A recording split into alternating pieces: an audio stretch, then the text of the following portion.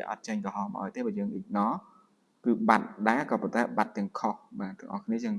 ឲ្យច្បាស់កន្លែងហ្នឹងណាបាទអញ្ចឹងបើសិនតែយើងចង់ថាអូពាក្យ nature នេះយើងចុចចំមកយើងចុចចំចាបាទសូមស្វាគមន៍អ្នកទាំងអស់គ្នាជួបខ្ញុំសារជាថ្មីអញ្ចឹងថ្ងៃនេះគឺតទៅនឹងប្រធានបទថ្មីទៀតហើយគឺយើងនិយាយទៅនឹងការ check spelling នៅក្នុង Microsoft Word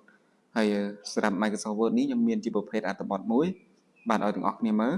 បាទអញ្ចឹងប្រភេទអត្ថបទនេះយើងឃើញមានពាក្យអក្សរក្រហមខុសហើយពេលពាក្យខ្លះយើងអត់ដឹងថាគេសេបែបម៉េចទេបាទហើយសម្រាប់ Microsoft Word វាមានមុខងារមួយសំខាន់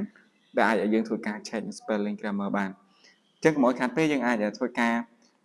ចូលទៅកាន់របៀបទី1តែម្ដងមកអញ្ចឹងរបៀបទី1យើងអាចដាក់ cursor របស់យើងឲ្យចំលើពាក្យហើយយើងធ្វើការ right click ឬក៏យើងថា mouse ស្ដាំហ្នឹងបាទហើយយើងនឹងឃើញពាក្យដែលត្រឹមត្រូវបាទហើយយើងអាចចុចចំពាក្យដែលត្រឹមត្រូវរបស់យើងមកគឺវាលោតឲ្យបាទអូខេអញ្ចឹងពាក្យផ្សេងៗគឺយើងធ្វើដូចគ្នាបាទឧទាហរណ៍ពាក្យហ្នឹងយើងអត់ចង់តទៅនឹងអត់ចង់ធ្វើការកែប្រែទៅតាម grammar ទេយើងមាន option ចំនួន2បាទទី1 ignore all ទី2គឺ add to dictionary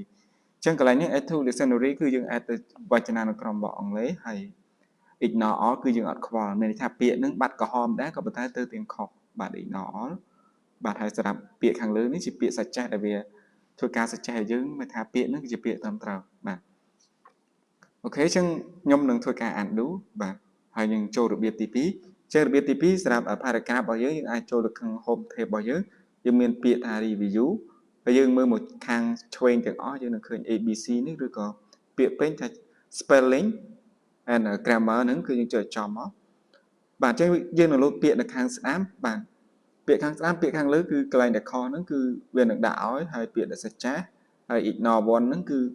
អត់ខ្វល់បាទគឺទៅទាំងខុសបាត់ក្រហមដែរគឺទៅទាំងខុស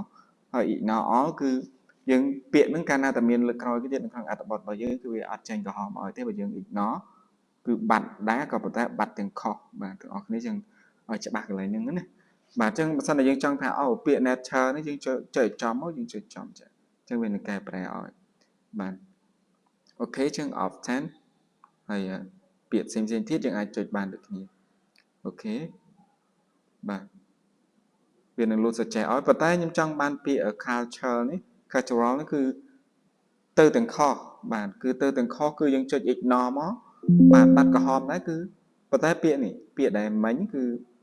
ខុសបាត់ហើយគឺលើ W បាទអញ្ចឹងកន្លែងនេះសង្ឃឹមថាទាំងអស់គ្នា clear អញ្ចឹងវាមានតែ3ទេទី1គឺពាក្យដែលសច្ចេះឲ្យ